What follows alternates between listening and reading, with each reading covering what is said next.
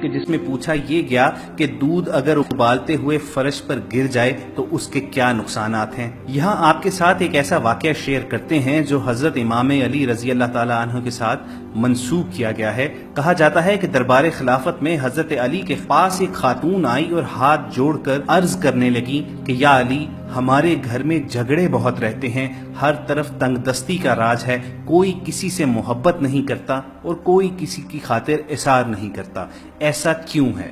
اس عورت کا یہ سوال کرنا تھا کہ حضرت علی، جنہیں باب العلم کہا گیا یعنی شہر علم کا دروازہ کہا گیا ہے حدیث میں، فوراً معاملے کی تہ میں پہنچ گئے۔ یہ حضرت علی ہی کی شان تھی کہ چند لمحوں میں انہوں نے وجہ اور حقیقت کا سراغ پا لیا۔ انہوں نے کہا کہ اے خاتون، مجھے تم یہ بتاؤ کہ جب اپنے گھر میں اللہ کا فراہم کیا گیا رزق استعمال کرتے ہو تو کیا اس میں سے کچھ ضائع بھی ہوتا ہے؟ اس عورت نے جواب دیا کہ یا علی، جب میں اپنے گھر میں دودھ ابالتی ہوں تو وہ تھوڑا ابل کر زمین پر گر جاتا ہے۔ حضرت علی مسکرائے اور جواب دیا کہ اے عورت، جب اللہ کا دیا گیا رزق پامال ہوتا ہے یعنی پیروں میں آتا ہے، اس کی توہین ہوتی ہے تو اس گھر سے رزق اٹھ جاتا ہے، بے برکتی آ جاتی ہے۔ چنانچہ جب تنگ دستی اور غربت آتی ہے تو تمہارے گھر میں لڑائیاں جھگڑے ہوتے ہیں اور پھر بے سکونی اور بے برکتی آتی ہے۔ تم اللہ کے دیے گئے رزق کی حرمت بحال کرو اور ضمانت لے لو کہ تمہارے گھر میں برکت اور سکون اور رحمت واپس لوٹ آئیں گی اور سب کے دلوں میں اللہ تعالیٰ محبت ڈال دے گا اور اللہ تعالیٰ تمہارے گھر میں رزق کی فراوانی عطا کرے گا۔ خواتین و حضرات، بظاہر یہ بڑی معمول کی بات لگتی ہے۔ ہم اکثر اپنے گھروں میں دیکھتے ہیں کہ مائیں بہنیں چولہے پر دودھ ابالنے کے لیے رکھ دیتی ہیں اور پھر وہ دودھ چولہے کی تیز آگ پر ابلتا رہتا ہے اور وہ اپنی بے خیالی بے دھیانی میں اس کو بھول جاتی ہیں اور اللہ کا نور، اللہ کا دیا گیا یہ رزق ضائع ہوتا رہتا ہے۔ یہاں اگر چند ذہنوں میں کچھ تشکیک، کچھ سوالات ابھرتے ہیں تو ان کے لیے ہم ابن ماجہ کی ایک حدیث شیئر کر دیتے ہیں کہ حضرت عائشہ صدیقہ رضی اللہ تعالی عنہا فرماتی ہیں کہ تاجدار عرب و عجم حضرت محمد مصطفیٰ صلی اللہ علیہ وآلہ وسلم گھر میں تشریف لائے اور روٹی کا ایک ٹکڑا زمین پر پڑا ہوا دیکھا۔ آپ نے اس کو اٹھایا، صاف کیا اور کھا لیا۔ حضور مکرم صلی اللہ علیہ وسلم نے حضرت عائشہ صدیقہ کو فرمایا کہ اچھی چیز کا احترام کیا کرو، رزق جب کسی سے بھاگتا ہے تو لوٹ کر نہیں آتا۔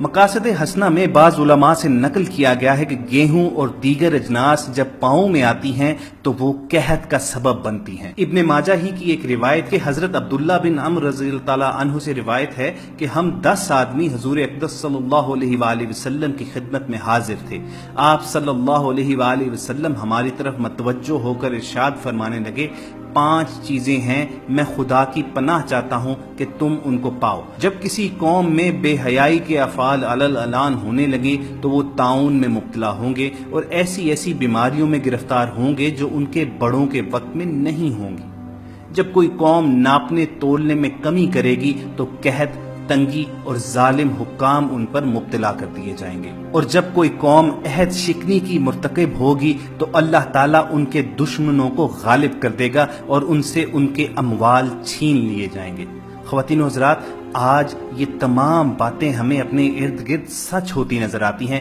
بحیثیت قوم بدقسمتی سے ہمارے اندر یہ تمام چیزیں سرایت کر چکی ہیں۔ ہم اللہ تعالیٰ کے رزق کو پامال کرتے ہیں، ہم کم تولتے ہیں، ہم جھوٹ بولتے ہیں، ہم عہد شکنی کرتے ہیں۔ چنانچہ ہم دیکھتے ہیں کہ ہمارے اوپر اللہ تعالیٰ کے عذاب مختلف صورتوں میں نازل ہوتے ہیں، طرح طرح کی بیماریاں، نت نئے آلام اور غم ہم پر نازل ہوتے ہیں، اور ایسی بیماریاں جن کے ہم نے کبھی نام بھی نہیں سنے ہوتے۔ چنانچہ ہم دیکھتے ہیں کہ رسول اللہ صلی اللہ علیہ وآلہ وسلم کے فرمان کے مطابق ہمارے اوپر بدعنوان اور ظالم حکمران مسلط کر دیے گئے ہیں، اور چونکہ یہ امت عہد شکنی بھی کرتی ہے تو رسول اللہ کا فرمان یوں سچ ہوتا نظر آتا ہے کہ آج 1.5 ارب ہوتے ہوئے بھی تمام مسلمان دنیا میں رسوا ہیں، تمام مسلمان دنیا میں مغلوب ہیں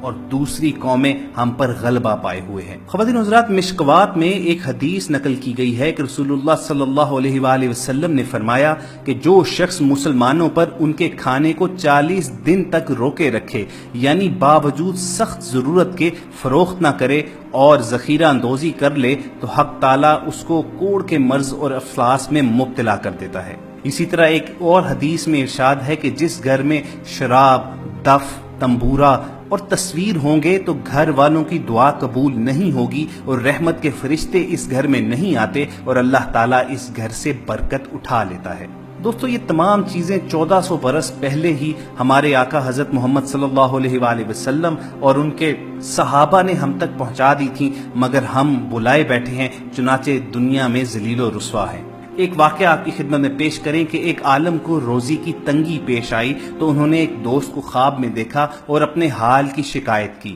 دوست نے کہا کہ ایسا معلوم ہوتا ہے کہ تم نے قرآن مجید کی کوئی سورت یا کوئی آیت یاد کی تھی اور پھر اسے بھلا دیا۔ عالم نے کہا کہ سچ ہے، میں واقعی قرآن کریم کی ایک سورت یاد کر کے بھلا چکا ہوں۔ دوست اس پر غصہ ہوا اور کہا پھر اسے یاد کرو۔ عالم نے ویسا ہی کیا اور روزی کی تنگی جاتی رہی۔ سامعین، یہ تمام باتیں آپ تک پہنچانے کا صرف اور صرف ایک مقصد ہے کہ آج کل رزق کی ناقدری اور بے حرمتی امیر غریب سب کے گھروں میں عام ہے۔ نہ صرف شادی بیاہ میں بے دردی سے کھانا ضائع کیا جاتا ہے، بلکہ کچن میں بھی خواتین برتن دھوتے وقت سالن، چاول اور روٹی کے اجزاء کو پانی میں بہا کر نالی کی نظر کر دیتے ہیں۔ جانتے بوجھتے ہوئے بھی ہم اللہ کے رزق کی توہین کرتے ہیں اور چنانچہ رزق کی تنگی کے اسباب ہم پر نازل ہوتے ہیں۔ اکثر خواتین کو یہ کہتے ہوئے سنا گیا ہے کہ ان کے خاوند یا بچے ایک وقت کا بنا ہوا سالن دوسرے وقت نہیں کھاتے، اور بڑے فخر کے ساتھ یہ بیان کیا جاتا ہے کہ وہ کھانا کوڑے کے ڈبے میں پھینک دیتے ہیں۔ گھر کے کوڑا کرکٹ میں روٹی اور دیگر نعمتوں کو بغیر اس اللہ سے ڈرے پھینک دیا جاتا ہے اور اس کو سٹیٹس سمبل جانا جاتا ہے۔ ہم ایسا کرتے ہوئے ان معصوم بچوں کو کیوں بھول جاتے ہیں جو پیٹ کا دوزخ بھرنے کے لیے غلاظت کے ڈھیروں سے گلا سڑا پھل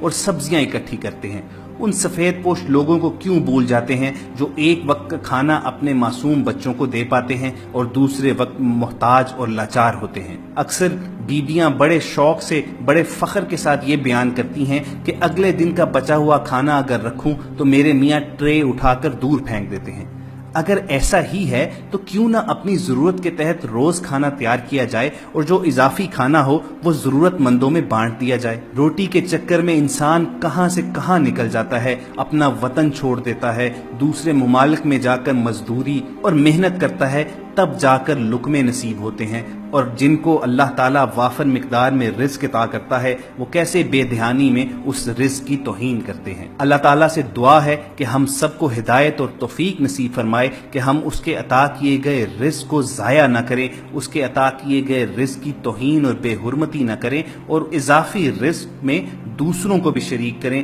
اور اللہ اور اس کے رسول کی خوشنودی حاصل کریں۔ تو